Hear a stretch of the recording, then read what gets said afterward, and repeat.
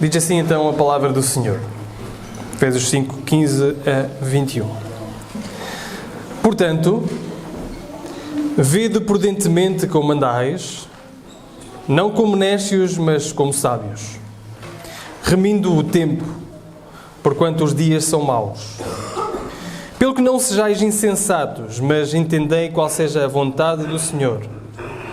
E não vos embriagueis com vinho, em que há contenda, mas enchei-vos do Espírito, falando entre vós com salmos e hinos e cânticos espirituais, cantando e salmodiando ao Senhor no vosso coração, dando sempre graças por tudo a nosso Deus e Pai, em nome de nosso Senhor Jesus Cristo, sujeitando-vos uns aos outros no temor de Deus. Até aqui a palavra do Senhor. Em 1972, um avião que transportava a equipa de rugby uruguaia caiu na Cordilheira dos Andes. Não sei se já viram até o filme que foi feito. Creio que se chama Sociedade da Neve, se não me engano. E desses passageiros, que eram 45, sobreviveram apenas 16 a esse impacto. E os sobreviventes enfrentaram semanas de frio extremo, semanas difíceis, semanas de falta de comida.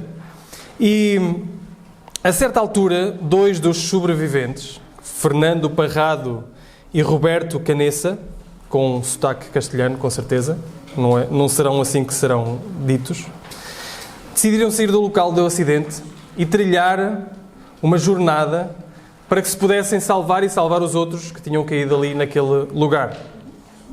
Sem mapas, sem bússola, apenas com uma ideia vaga de onde poderiam estar, eles enfrentaram uma jornada difícil de 10 dias, pelos Andes e pelas temperaturas difíceis, pelas temperaturas glaciares, até encontrarem um camponês chileno que deu o alarme.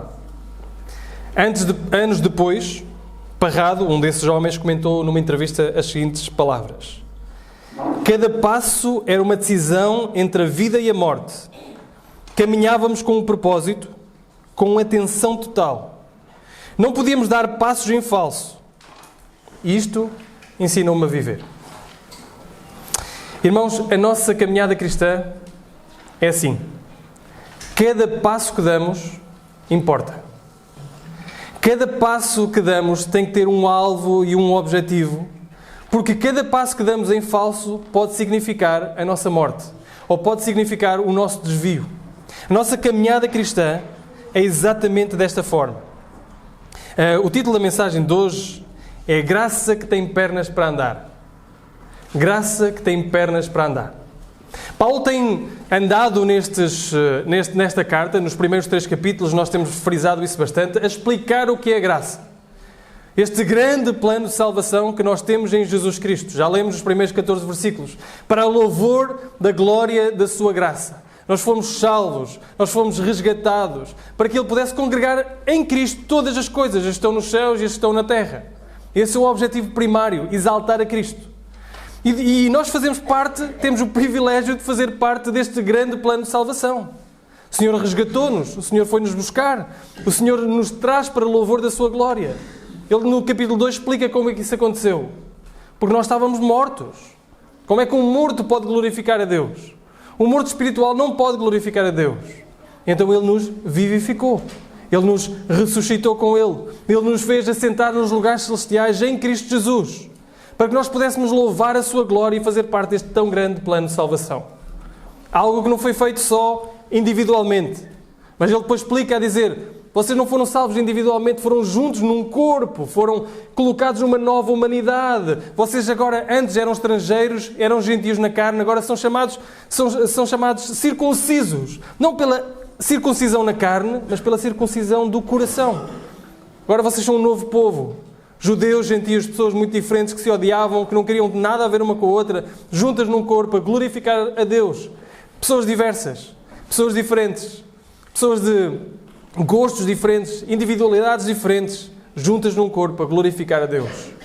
E ele explica melhor isso no capítulo 3, dizendo que este mistério estava oculto e agora foi revelado. revelado aos santos e apóstolos profetas, do qual Paulo recebeu essa revelação e nos comunica. E diz, olha, é isto que aconteceu.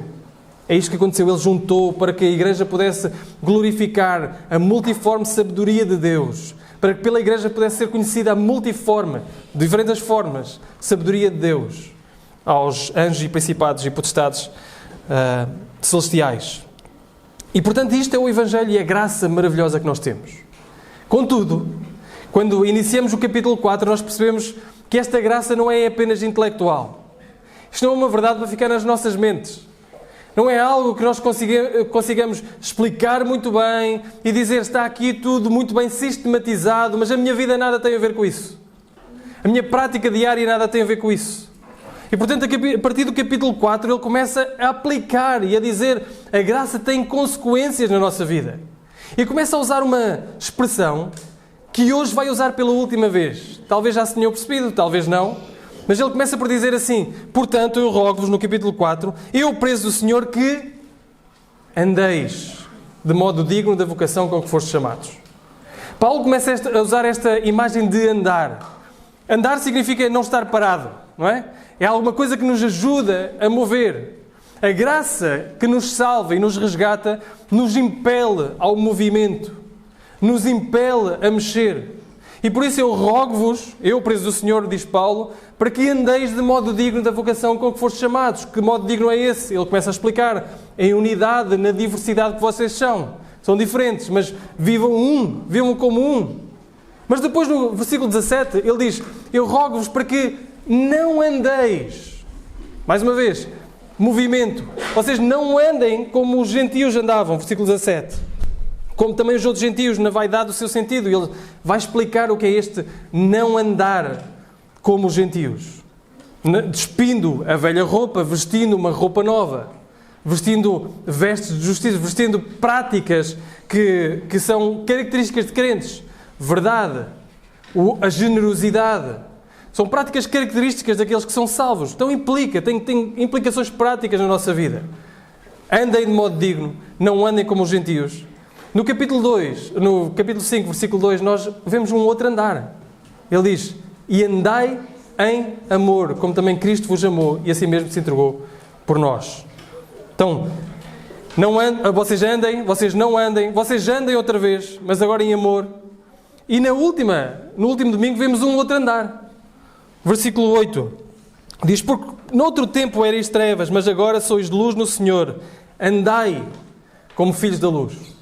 No meio do mundo de trevas, no meio do mundo de amores distorcidos, como nós vimos no último domingo, eu rogo-vos que vocês andem como filhos da luz. Vocês são diferentes. Vocês devem brilhar no mundo de trevas. Então, andem em unidade, ou andem na vocação com que foste chamados. Não andem como os gentios. Andem em amor. Andem como filhos da luz. E hoje, pela última vez, ele vai usar a expressão andar. Andar. Começa o nosso texto a dizer, portanto, vede prudentemente como andais. Este é o foco. É uma graça em movimento. É uma graça que tem pernas para andar. É uma graça que não está parada. Aquilo que afeta o nosso coração, ele tem consequências na vida prática, no nosso andar, no nosso caminhar, na nossa jornada. E é isso que nós vamos ver, se Deus permitir, neste texto. 3 coisas. Primeiro, o que é então andar prudentemente? Ele diz, eu rogo-vos para que vocês andem prudentemente. Portanto, eu digo-vos para vocês andarem prudentemente. Vede prudentemente por onde andais. O que é isso? O que é andar de forma prudente? É o primeiro ponto que nós vamos ver. Segundo, como é que nós podemos andar prudentemente? Como é que isto é possível? Será possível? Vamos ver que é difícil. Será possível isso acontecer? E terceiro e último, quais os resultados de então nós andarmos prudentemente? O que é? Como é que podemos fazer e quais os resultados? Vamos então ao primeiro, o que é andar prudentemente? Paulo, a seguir, ao dizer, vede prudentemente como andais, vai apresentar 3 contrastes. Vejam comigo, versículo 15. Vede prudentemente como andais, primeiro contraste, não como néscios, mas como sábios. Segundo contraste, versículo 17, pelo que não sejais insensatos, mas entendei qual seja a vontade do Senhor. E versículo 18, e não vos embrigueis com vinho em que há contenda, mas enchei-vos do Espírito. Então estes são os 3 contrastes. E os primeiros 2 nos falam virtualmente da mesma coisa. Vejam só. Versículo 15. Vede prudentemente como andais, não como nécios. O versículo 17 diz, pelo que não sejais insensatos. Então ele está a comparar um tolo, um insensato, um imprudente, com alguém que anda em sabedoria. Então andar prudentemente é não andar como um tolo, não andar como um nécio, mas andar com sabedoria. Andar a entender a vontade do Senhor, que é o segundo contraste. Os primeiros 2 contrastes nos mostram o que é esta postura de alguém que anda prudentemente. Alguém que anda prudentemente não anda como um tolo, não é um insensato, não é um imprudente, anda sabiamente. Ora, está a falar ele de inteligência? Está a falar ele de nossos canudos, dos nossos graus académicos? Está a falar ele de inteligência? Estará ele a falar de inteligência? Esta sabedoria é inteligência? Nós, se olharmos para os últimos anos, se olharmos para o último século e meio, talvez nenhum de nós conseguirá contrapor a ideia de que os últimos século e meio, aumentou grandemente, exponencialmente, astronomicamente, em conhecimento. Hoje em dia nós temos máquinas que nos fazem tudo. A inteligência artificial, então, veio transformar muito daquilo que é a nossa vivência. Portanto, em termos de conhecimento, seja avanços científicos, sejam avanços tecnológicos, nós aumentámos bastante. Comparado com os séculos anteriores, que demoraram mais tempo a ter grandes mudanças, nós temos grandes mudanças em décadas. Não é? Olhamos para a década passada e nós vemos o que é que se passou aqui. Há 10 anos as coisas não eram como eram hoje. E as mudanças ocorrem mais rápido. Há um aumento científico e tecnológico. Mas também, se calhar, nenhum de nós conseguirá contrapor que a sabedoria, o senso comum, já para não falar da moralidade ou do senso espiritual, aumentou na mesma proporção. Será que as pessoas já há um século e meio atrás eram menos sábias do que as de hoje? Será que as pessoas já há um século e meio atrás eram menos prudentes ou menos morais do que as de hoje? Então, uma coisa nós podemos concluir, que inteligência e conhecimento não é a mesma coisa que sabedoria. Okay? Quando a Bíblia fala de sabedoria, não está a falar sobre inteligência, conhecimento, alguma coisa que acrescenta na nossa mente em termos de conhecimento das coisas. Paulo está a falar sobre outra coisa qualquer, que a Bíblia fala. O tolo na Bíblia não é alguém que não tem conhecimento, não é alguém que não é inteligente. O tolo na Bíblia é alguém que vive em oposição a Deus. O tolo na Bíblia é aquele que rejeita Deus. São incapazes de perceber a vontade de Deus. Esse é o tolo na Bíblia. Esse é o contraste, esse é o insensato. Ele diz, andai prudentemente não como nécios, não como insensatos, não como loucos. E estes loucos, a essência de alguém louco é alguém que vive de acordo com o seu próprio entendimento e não com o de Deus. É isso que a Bíblia diz.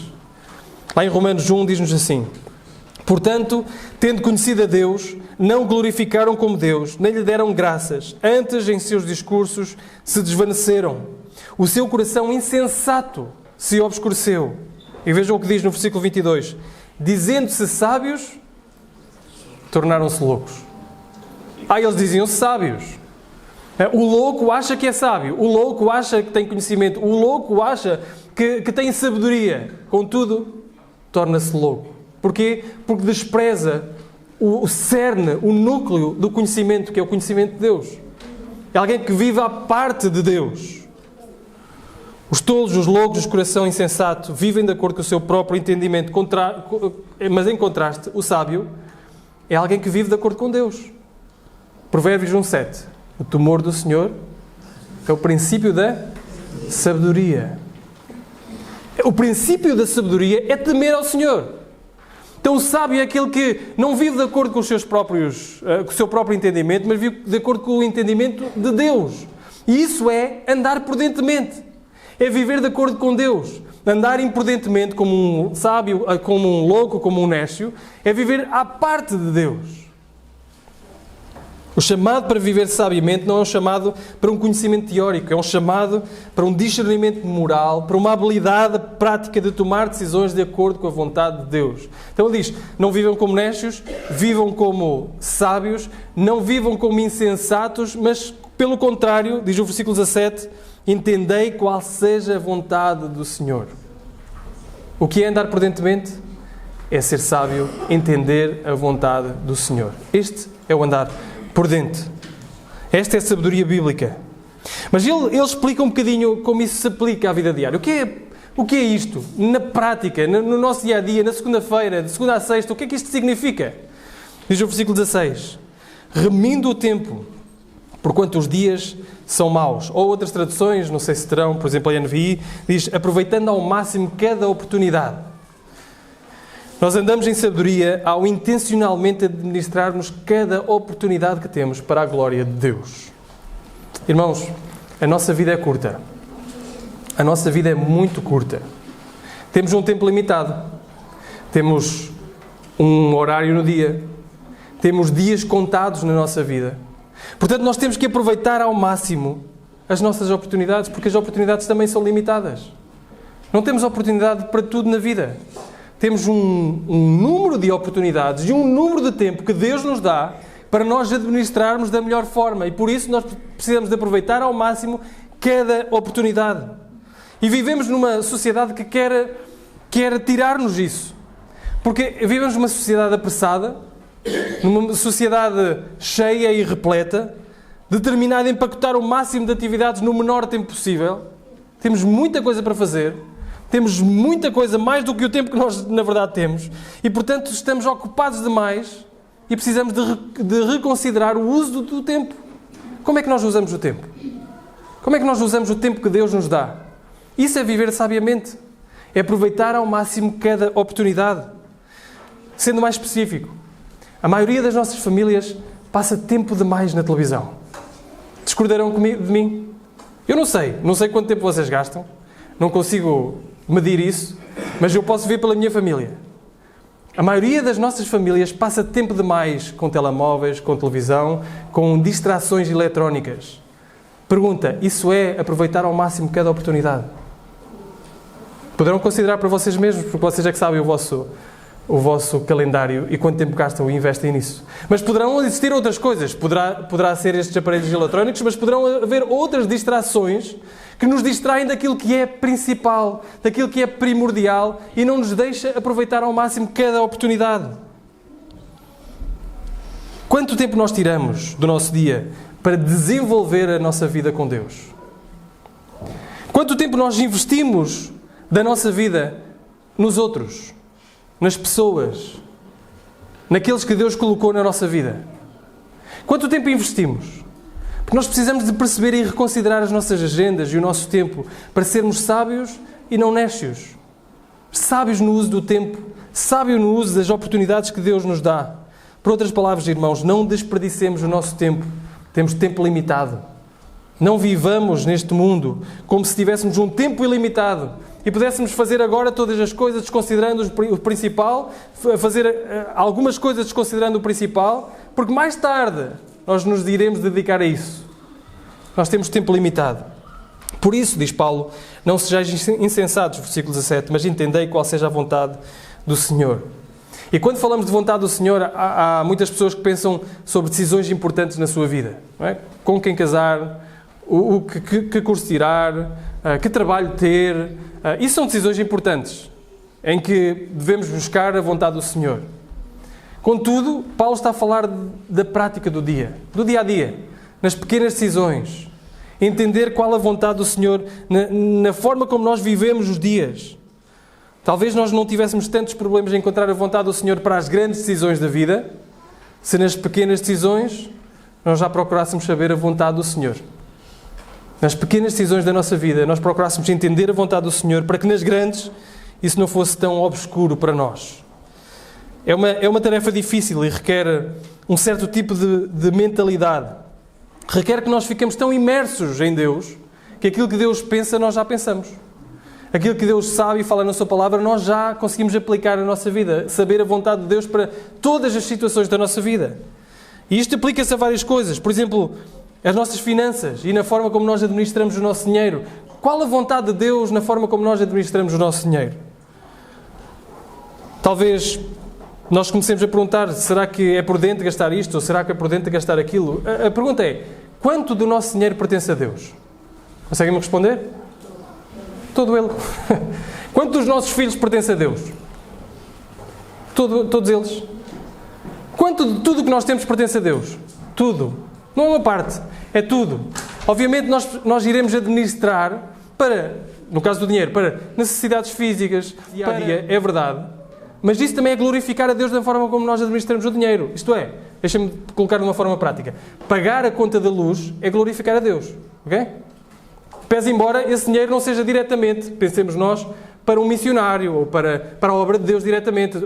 Pagar essas contas já é glorificar a Deus. Nós temos a administrar o nosso dinheiro de forma prudente, pagando aquilo que temos que pagar. Todo ele pertence a Deus.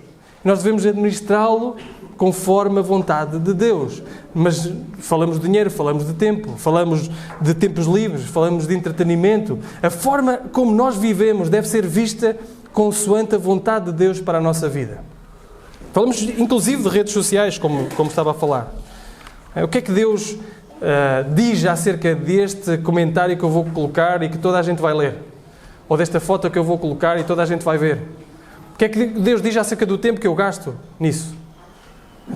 Toda a nossa vida deve ser vista consoante a vontade de Deus. O que é viver prudentemente? Pergunta então. Viver prudentemente é viver com sabedoria. O que é viver prudentemente com sabedoria? É viver remindo o tempo e aproveitando ao máximo cada oportunidade. O que é fazer isso?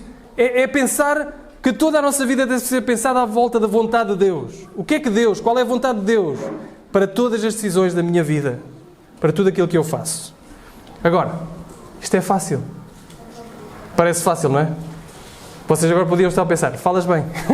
É fácil, não é? É fácil falar isso, mas e depois? E a prática? Então vamos ao como. Como é que isto pode acontecer? Como é que nós podemos viver prudentemente? Paulo responde no versículo 18, no terceiro contraste. Paulo não nos deixa assim na dúvida de como isto pode acontecer. Diz assim: e não vos embriagueis com vinho em que há contenda, mas enchei-vos do Espírito. Enchei-vos do Espírito. Não há como viver prudentemente sem a ajuda do Espírito Santo. Não há como viver prudentemente sem a ajuda do Espírito Santo. Não conseguimos. Não há sabedoria à parte do Espírito Santo. Não há capacidade para remirmos o tempo à parte do Espírito Santo. Não há discernimento acerca da vontade de Deus à parte do Espírito Santo. Nós carecemos da obra do Espírito Santo dentro de nós para nos ajudar a viver de uma forma prudente, de uma forma sábia, de uma forma que discerne na vontade de Deus. E é interessante este contraste que Paulo traça. Paulo traça um contraste com encher-vos do Espírito Santo com quê? Com encher-nos com vinho. Ele diz, e não vos embriagueis com vinho, em que há contenda, mas, por outro lado, enchei-vos do Espírito. Este é um contraste, no mínimo estranho. Poderíamos perguntar porque é que Paulo usou esta imagem do vinho em contraste com o Espírito Santo. Um comentador chamado Lloyd Jones, eu creio que no último domingo, ou há 15 dias atrás, também o citei, mas um comentador chamado Lloyd Jones, ele diz que pelo menos duas formas nós podemos entender em relação à razão que ele utiliza o vinho em contraste com o Espírito Santo. Uma é um contraste e outra uma similaridade. Primeiro, talvez não houvesse nada tão característico da sociedade e da vida passada como o vinho, naqueles Efésios. A sociedade em que eles estavam imergidos, talvez não houvesse nada mais característico do que a embriaguez, do que se embriagarem com vinho. Os seus contemporâneos ainda se embriagavam e ainda viviam em dissolução. E existem muitos relatos destes tempos, e particularmente destas cidades, metrópoles, de devassidão, de embriaguez, de libertinagem. Mas agora eles, transformados, deveriam viver de forma diferente. Então Paulo pode apresentar esta verdade primeiro com um contraste. Vocês eram assim e não vos embriagueis com vinho, em que há devassidão, mas enchei-vos do Espírito. Vocês são diferentes, existe alguma coisa diferente. Eu sei que aqueles ainda continuam a viver assim, mas vocês agora vivem de uma outra forma, como ele tem vindo a fazer até agora. Não mintais, mas falai a verdade, cada um ao seu próximo. Então ele diz, não façam isto, mas façam aquilo. Não andem segundo as velhas roupas, mas andem segundo as novas roupas. Vocês têm uma vida diferente, transformada. Agora são diferentes, são novas criaturas. Mas, por uma segunda razão, ou Paulo poderia ter um segundo objetivo, que era mostrar que em alguns aspectos, a embriaguez tinha similaridades com o encher do Espírito. Alguém que fica embriagado fica o quê? Dominado pelo quê? Pelo vinho. Ele fica dominado pelo vinho. Nós até costumamos dizer que está sob a influência do álcool. Essa pessoa está sob a influência do álcool. Está sob a influência de uma outra substância. Ao dizermos isso, estamos a afirmar que o que controla aquela pessoa é a substância, é o álcool. De forma semelhante, encher-nos do Espírito é sermos controlados, é sermos governados pelo Espírito Santo.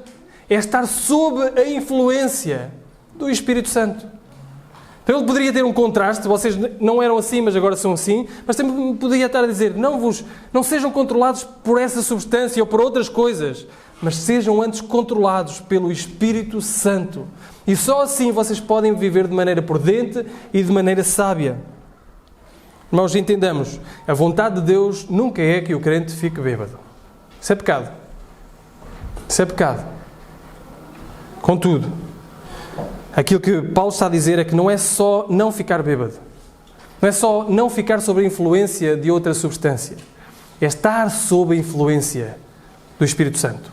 Isso é que importa e é isso que nós devemos buscar. É sermos controlados, cheios de um profundo senso de alegria. O Espírito Santo faz-nos mais como Jesus, nos transforma mais como Jesus. É o nosso modelo de domínio próprio de Jesus. Mas mais 3 apontamentos em relação a esta questão do Espírito Santo. Primeiro, notem que não se está a referir a um grupo particular dentro da igreja. Está a referir-se a quem? A todos os crentes. Por outras palavras, isto é a vida comum do crente. Isto não é um estado, ou deveria ser a vida comum do crente. Isto não é um estado de segunda ou terceiro nível. Não, todo o crente deveria buscar ser cheio do Espírito Santo. Não é só para alguns, é para todos. É para ti, é para mim, é para todo aquele que é salvo em Cristo Jesus. Todo aquele que é salvo e resgatado por Cristo deve buscar ser cheio do Espírito Santo. Devemos buscar isso. E o trabalho do Espírito Santo não pode ser enfatizado mais. Tudo o que temos, irmãos, é pelo Espírito Santo. É o Espírito Santo que nos convence do pecado, da justiça e do juízo. É o Espírito Santo que nos aponta para Jesus Cristo. É o Espírito Santo que nos capacita para nos servir uns aos outros. É o Espírito Santo que nos capacita a sermos transformados. Tudo o que temos é dependente da obra, da ação do Espírito Santo, por meio de Jesus Cristo, pela vontade do Pai. Então o Espírito Santo é essencial para nós. Nós não podemos desconsiderar a obra do Espírito Santo, precisamos de buscar ser cheios do Espírito Santo.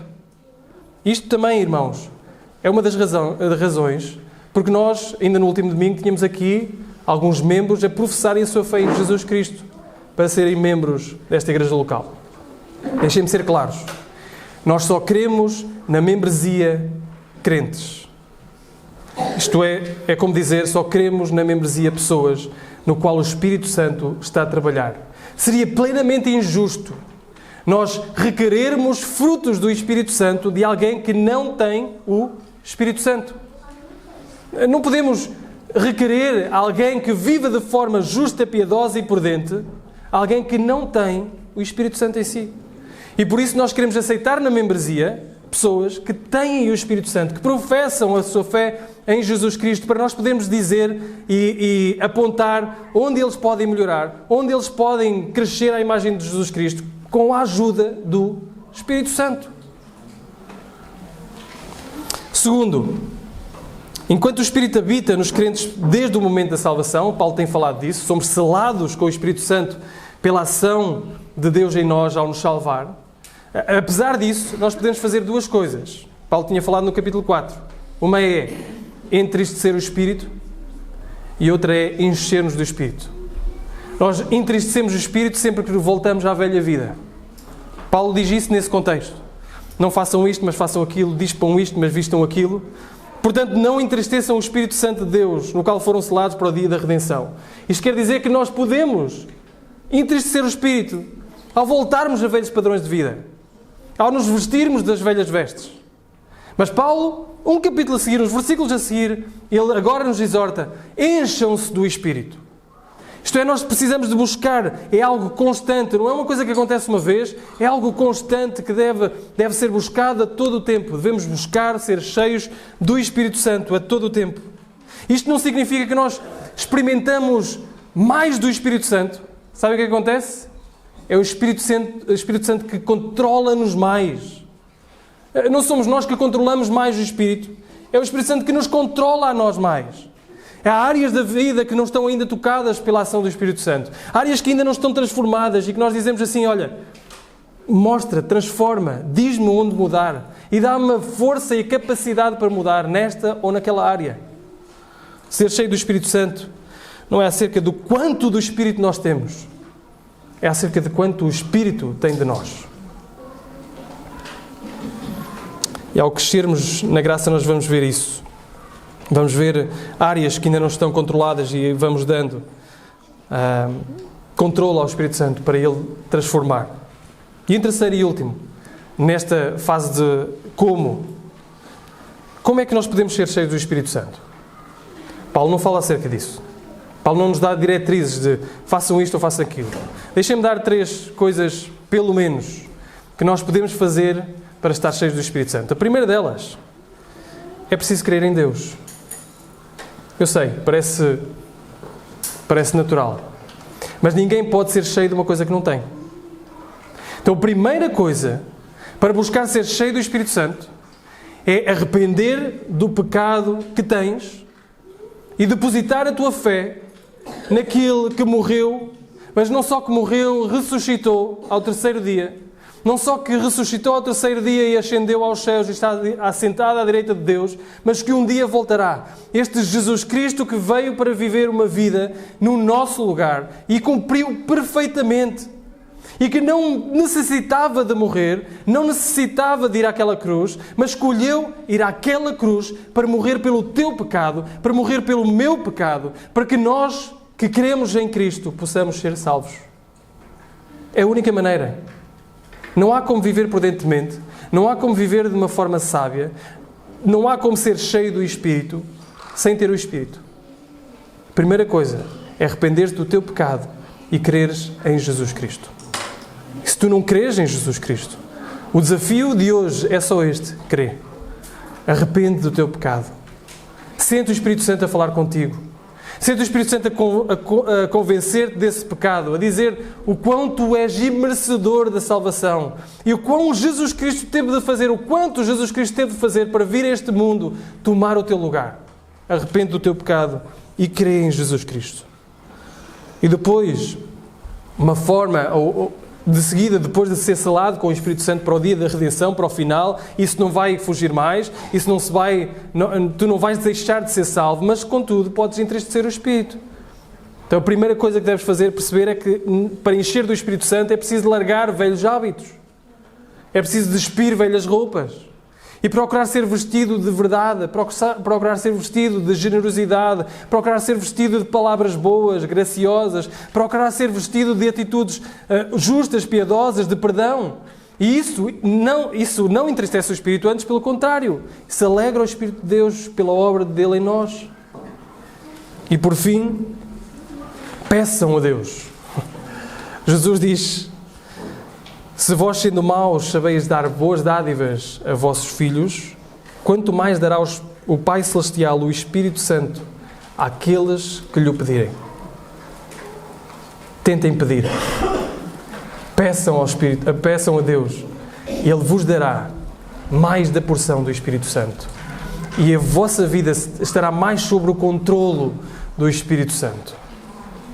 Andar prudentemente vem quando continuamente procuramos uma obra mais completa, mais rica do Espírito Santo em nós, nos enchermos do Espírito Santo para que Ele controle mais da nossa vida e nós consigamos andar dessa forma. Terminamos então quais os resultados? Quais os resultados de uma vida cheia do Espírito Santo? Uma vida cheia e repleta do Espírito Santo. E se olharem para o texto, a partir do versículo 19, nos vai dizer: os nossos irmãos brasileiros estão contextualizados com estas palavras, que são gerúndios, não é? Falando. Diz o versículo 19: falando entre vós com salmos, hinos e cânticos espirituais, cantando e salmodiando ao Senhor no vosso coração, dando sempre graças por tudo a nosso Deus e Pai, em nome do nosso Senhor Jesus Cristo, sujeitando-vos uns aos outros no temor a Deus. Isto no original chamam-se particípios, isto é, são complementos ao verbo. Estão a explicar o verbo de encher, o imperativo, enchei-vos do Espírito. E isto vai-se parecer como? Assim. Irmãos, encher-nos do Espírito não nos vai levar àquilo que a maioria das pessoas pensa quando está cheia do Espírito. É um novo patamar da graça onde nós experimentamos coisas extraordinárias e místicas, a perda do controlo. Encher-nos do Espírito Santo, segundo aquilo que a Escritura nos diz, são ações sobrenaturais na vida comum. Ações sobrenaturais na vida comum, cantando, sendo gratos, sujeitando-nos. Isso é bom, isso é fácil. Não é. Isso só é possível com a obra do Espírito Santo na nossa vida. Não são coisas, não são êxtases, onde nós perdemos o controlo acerca de nós mesmos. Aliás, parte do fruto do Espírito é precisamente esse. É domínio próprio. Coisa que é tão difícil nós termos. Então vamos a estes pontos, estes três resultados. Três resultados que Paulo apresenta acerca de sermos cheios com o Espírito Santo. O primeiro deles é cantar. Cantar. Cantar é um fruto do Espírito, ou cantar é um resultado de nos enchermos com o Espírito Santo. O povo de Deus é um povo que canta. E canta, irmãos, não se assustem. Também não é preciso ter grande voz para cantar. Porque Paulo, no versículo 19, diz que salmodiando ao Senhor no coração. Está bem? Não precisam ter grande voz para cantar ao Senhor. É preciso cantar de coração. O povo do Senhor é um povo que canta, como resultado da obra salvífica que nós obtivemos em Cristo. A Bíblia está cheia disso. Deus salva e o povo canta. Deus salva, o povo canta. Deus salva, o povo canta. Vejam, Êxodo 14, eu vou citar algumas passagens. Êxodo 14, 30 diz assim: assim o Senhor salvou Israel naquele dia da mão dos egípcios. E viu os egípcios mortos na praia do mar. Viu Israel a grande mão do Senhor mostrar aos egípcios, e temeu o povo ao Senhor e creu no Senhor e em Moisés, seu servo. Os últimos versículos do capítulo 14. Primeiro versículo do capítulo 15. Então cantou Moisés e os filhos de Israel este cântico ao Senhor, e falaram dizendo: cantarei ao Senhor porque gloriosamente triunfou. Lançou no mar o cavalo e o seu cavaleiro. O Senhor é a minha força, o meu cântico. Ele me foi por salvação. Este é o meu Deus. Portanto, lhe farei uma habitação. Ele é o Deus de meu Pai, por isso o exaltarei. E o povo foi salvo, foi resgatado, o povo cantou. Andamos uns anos para a frente, o povo já na terra do Egito. O povo entrou num ciclo de pecado, um ciclo de clamor, um ciclo de envio de libertador. Diz lá em Juízes, capítulo 4, 23, assim Deus naquele dia sujeitou a Jabim, rei de Canaã, diante dos filhos de Israel, e continuou a mão dos filhos de Israel a pesar, e endurecer-se sobre Jabim, rei de Canaã, até que exterminaram a Jabim, rei de Canaã. Salvação, capítulo 4, o último versículo do capítulo 4, salvação foi dada ao povo de Israel. Primeiro versículo do capítulo 5, diz assim: e cantou Débora e Baraque, filho de Abinuão, naquele mesmo dia, dizendo: louvai ao Senhor pela vingança de Israel, quando o povo se ofereceu voluntariamente.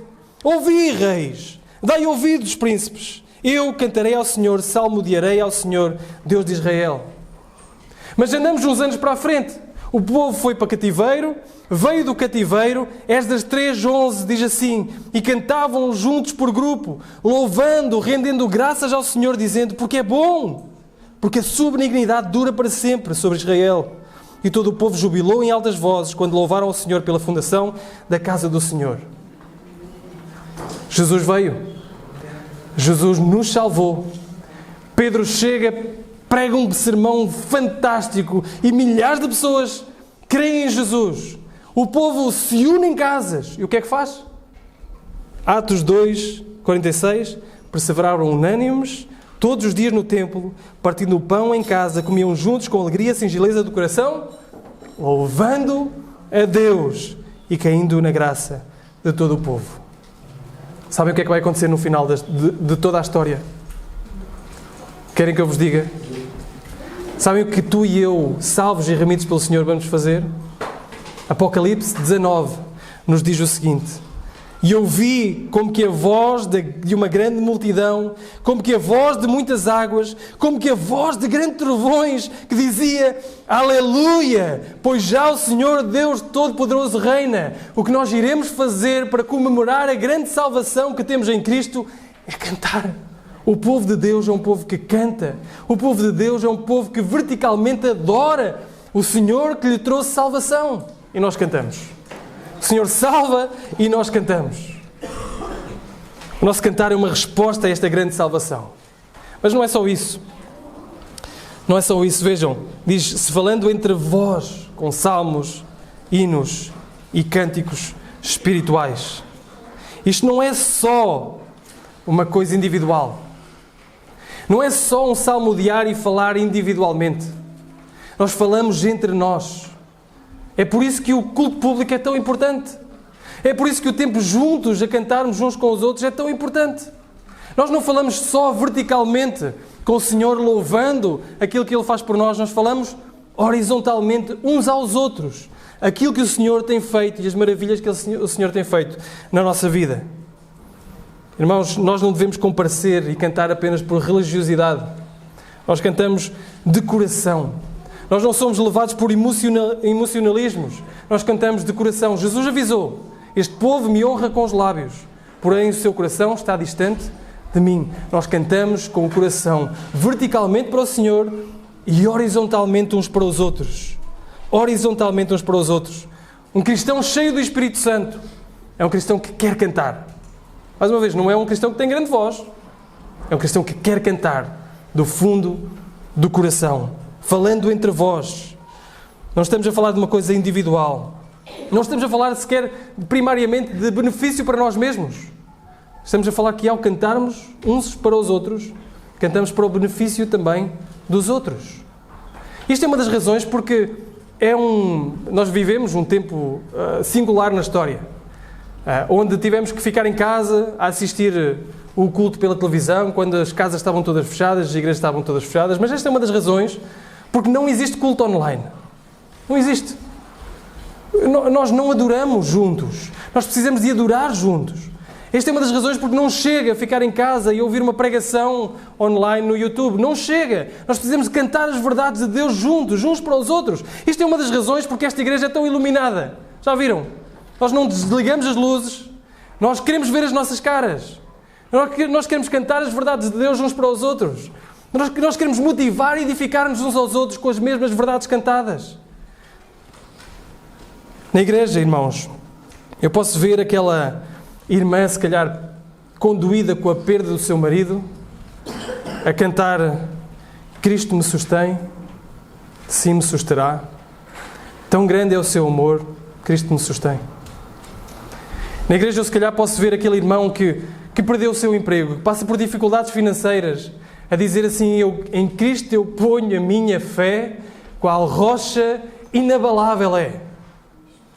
Na igreja eu posso até olhar para aquele irmão ou irmã que quer tanto casar, que não consegue casar porque ainda não teve oportunidade para casar, a cantar a plenos pulmões e de todo o coração: eu tenho paz, doce paz no Senhor.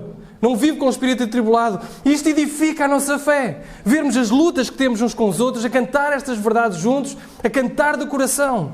Isto só é possível quando o Espírito está connosco.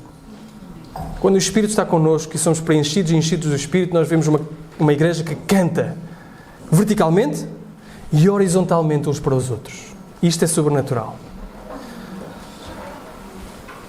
Não só isso, mas diz o versículo 20, dando sempre graças por tudo a nosso Deus e Pai, em nome do Senhor Jesus Cristo.